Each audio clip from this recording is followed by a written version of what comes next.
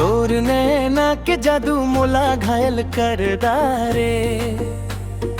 देखत ही देखत दिल पागल कर डारे।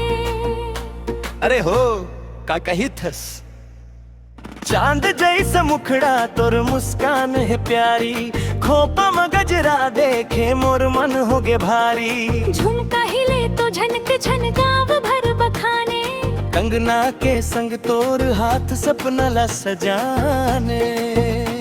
का जाने मोर मन ला कैसे छुड़ा रे।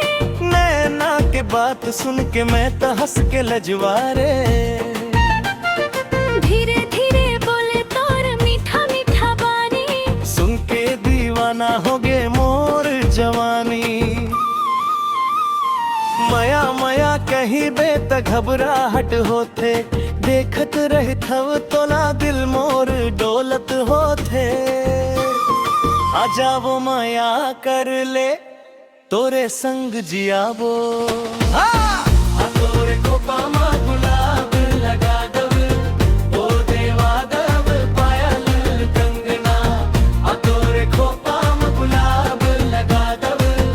ओ देवा दव पायल कंगना। अरे लाजे लाजे मोर मन हदल मोर कंगमा जिया मोरो बाला पे है। तोरे खोपा मा गुलाब लगा दव। ओ देवा दव पायल कंगना। तोरे खोपा मा गुलाब लगा दव। ओ देवा दव पायल कंगना। तोर संग चलबो सपना च नवागुन। माया के डोर में बंध गे मोर मन के धड़कन।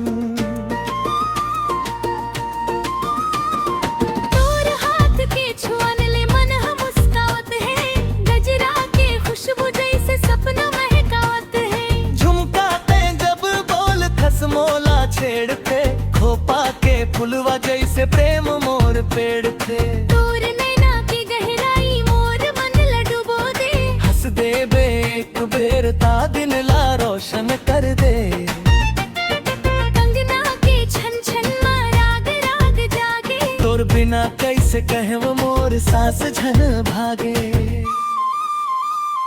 लाज के मारे मैं ता झुक जात हूँ धीरे। तोर माया के रस्मा भीजत है मन भीरे।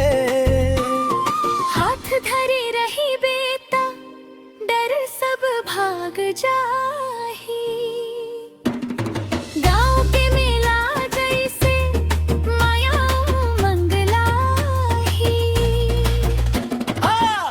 तोरे खोपा मा गुलाब लगा दव। ओ देवा दव पायल कंगना। तोरे खोपा मा गुलाब लगा दव। ओ देवा दव पायल कंगना। अरे लाजे लाजे मोर मन हडोलत। गोद माया माँ जिया मोर पालत है।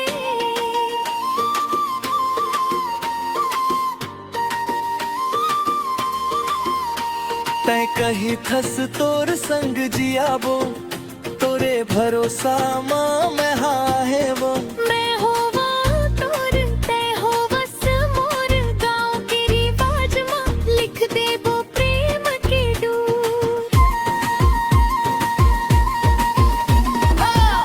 तोरे खोपा मा गुलाब लगा दव।